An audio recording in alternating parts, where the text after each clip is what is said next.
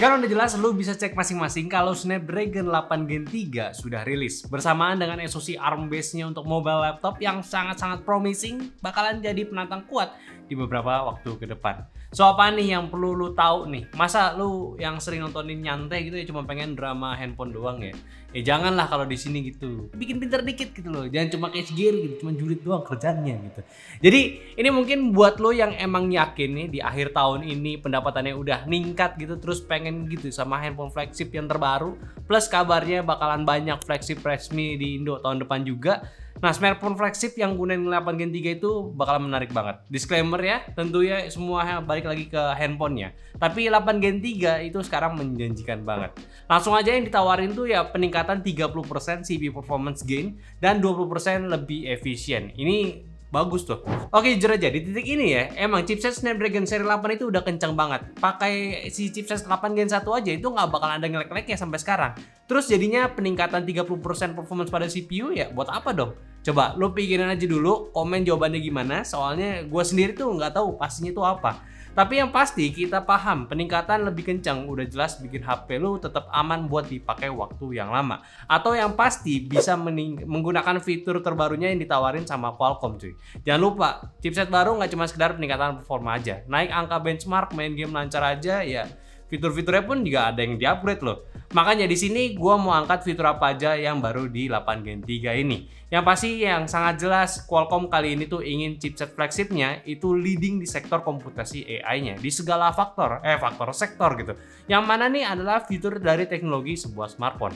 Tapi nggak usah berlebihan, nggak usah dibikin bingung. Nantinya pun lu tetap kok pakai smartphone lu kayak smartphone biasa aja. Cuma isinya aja nih yang mungkin udah jauh lebih pintar dari tingkat kepintaran lu. Ya seriusan nih, mau dibilang ngatain tapi emang nyatanya seperti itu pak. Pertama dari sektor AI-nya, mereka nggak bawa generatif AI. Jadi yang bisa menghasilkan sesuatu lebih baik lagi. Di sini aja lu udah bisa lihat mereka nge-state nih, World Fastest Stable Diffusion. Bisa generate sebuah visual kurang dari sedetik.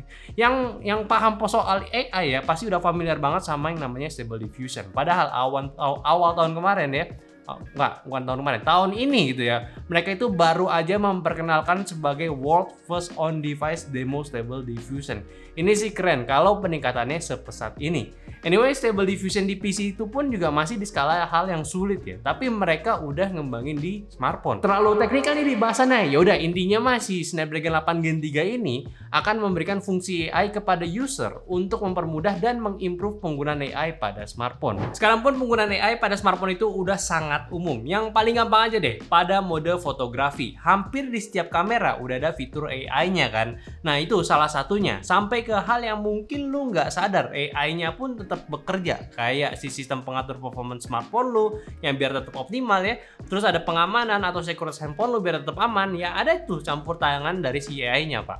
Nah campur tangan AI pada kameranya ini juga semakin gila nih. Nawarin fitur video object eraser. Ini gua nggak tahu gimana cara kerjanya. Harus seperti apa biar objek itu bener-bener bisa hilang. Kalau bener-bener bagus sih hasilnya nanti di handphone ya pas sudah matang ya. Jadi itu nanti sih bakal jadi game changer banget kalau beneran bagus gitu. Bahkan kalau kita mundur sedikit tentang fotonya, sekarang bisa ekspansi foto dan generate by AI seperti yang udah ada pada Photoshop. Dan lu tahu semua itu fitur adalah fitur yang super gokil. Tapi Snapdragon ini juga pinter cuy untuk mengatasi penggunaan AI yang semakin lama semakin menghilangkan esensi karya originalitas. Mereka bekerja sama dengan TruePic untuk menandakan ya apakah karyanya ini generated by AI atau bukan. Dan ini cara kerjanya juga sesimpel metadata yang ada di foto-foto. Ini jujur aja penting banget di era yang sekarang kayak gini. Kalau soal gamenya gimana nih? Ya udah tau lah chipset baru pasti performa gamingnya ya lebih gokil kan. Ya ini sabar aja dulu ya, lu mah gitu dikit-dikit main game terus gitu. Udah tahu pasti bakal ngebut juga kan.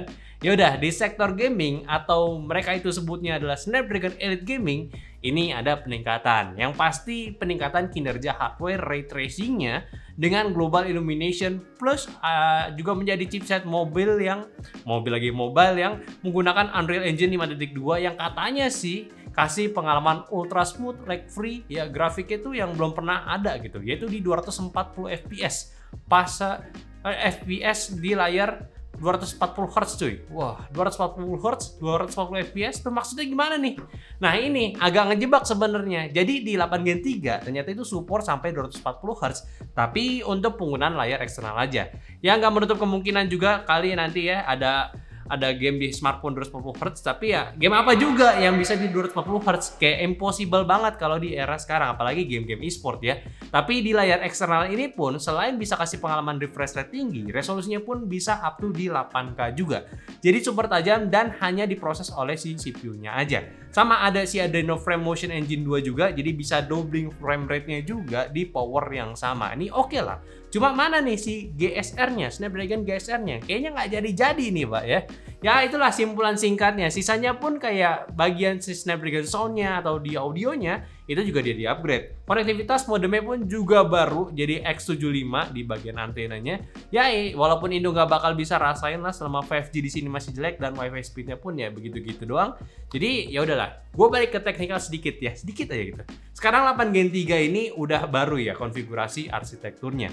Namanya juga si 8 Gen 3, naik generasi itu artinya naik arsitektur baru. Walaupun tetap based on di 4 nanometer, tapi sekarang konfigurasinya itu memiliki satu Prime Core X4 di kecepatan 3,3 GHz, 5 performance core yang mungkin A720 di 3,2 GHz, dan 2 efficiency core di kemungkinan A520 kecepatan 2,3 GHz.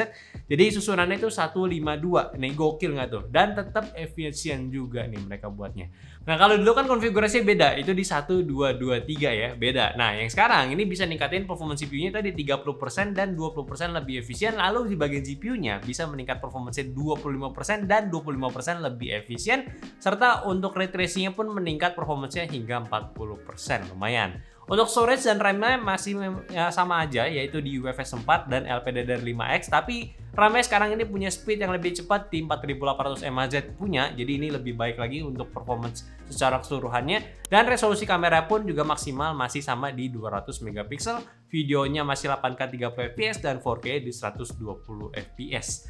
Jadi ya gue sih harapannya ya semua yang pakai si 8 Gen 3 kalau bisa sih di develop dengan baik dari si produsen HP dan juga developer apps-nya gitu. Walaupun beberapa demo di Snapdragon Mobile Spotlight-nya bukan yang keynote awalnya, gue sih sebenarnya nggak terlalu excited karena ya memang banyak hal bentukan itu masih terlihat mentah kayak di bagian AI, gamingnya juga. Jadi ya gue nggak mau terbawa juga sama hype-nya si Snapdragon buat saat ini. Ya karena tadi gue bilang gue harap bisa di-develop dengan baik dengan handphonenya dan developer apps-nya kan. Nah kadang si handphonenya itu suka ingin membawa hal idealisnya mereka sendiri yang terkadang jadinya itu berbeda sama yang ditawarin sama si Qualcomm ini Pak. Tapi tetap secara raw performance chipset ini jelas menarik, fitur-fiturnya di-improve juga udah oke. Tinggal lihat aja gimana sama smartphone yang akan dibawa. Kayak si Xiaomi tuh yang menjadi primadona tahun ini untuk dapat privilege launching di Qualcomm Snapdragon Summit. Menariknya sih di handphonenya dan sesuai juga dengan berita leaknya ya. Handphone ini datang dengan Leica Sumilux ya. Ini bakalan menarik banget, wajib ditunggu dan tentunya menggunakan Snapdragon 8 Gen 3 pada handphonenya. Dan udah langsung kejawab juga omongan gua barusan. Perihal AI dan fitur advance Snapdragon itu nggak banyak diangkat sama Xiaomi. Dan jelas juga sih si Xiaomi ini ingin menunjukkan terbaiknya mereka dengan caranya. Plus si HyperOS-nya juga kan tuh. Jadi di handphone itu bahkan special edition pula juga ada tuh titanium. Wah kocak dah pokoknya. Jadi ini komedi nih si Xiaomi ya. Tapi ya tetap menarik gitu ya. Ya udah apalagi gitu. Ya soal SoC pada PC gitu ya Snapdragon Elite. Ya gue sih sama aja masih ya nggak gimana-gimana selama belum ada final produknya seperti apa. Karena udah jelas peningkatan performance based on benchmark di era sekarang itu udah kayak masih dipakai buat manas-manasin doang gitu. Sama juga kok kayak eranya si Apple M1 dulu pas baru keluar. Bahkan udah langsung sama MacBook-nya ya masih banyak orang aplikasi yang belum optimal. Masih nunggu dulu gimana finalnya sampai sekarang baru oke. Nah ini chipset based ARM yang mau nyaingin Apple chipset sama desktop CPU. Belum jelas mau pakai sistemnya apa, belum ketahuan lah, belum gimana. Apakah mau pakai Windows ataupun mau pakai OS sendiri. Jadi ini masih jauh dari titik terang. Kita pantau aja, siapa tahu beritanya ada di Bego Teknologi nanti kan. Jadi kalian semua antusias gak nih sama si Snapdragon Summit tahun ini? Kalian yang tunggu-tunggu kira-kira apa nih gitu? Menurut kalian gimana? Coba komen aja. Oke, mungkin aja dulu pembahasan gue dari Snapdragon Summit tahun ini. Gue nggak sabar buat cobain si Snapdragon 8 Gen 3. Gimana real use-nya tuh handphone dan masih banyak banget yang perlu dibahas soal chipset ini. Cuma gue nggak mau habisin banyak waktu lagi, mungkin di lain kesempatan aja bareng handphone yang ada di Indonesia, bareng 8 Gen 3. Jadi ya udah, jangan lupa untuk follow sosial media kita yang ada di Instagram, TikTok, Facebook, dan Discord. Dan juga jangan lupa untuk like videonya kalau kalian suka, dan jangan lupa untuk komen biar ramein aja video kita. Jadi sampai jumpa di video nyantai selanjutnya, bye-bye.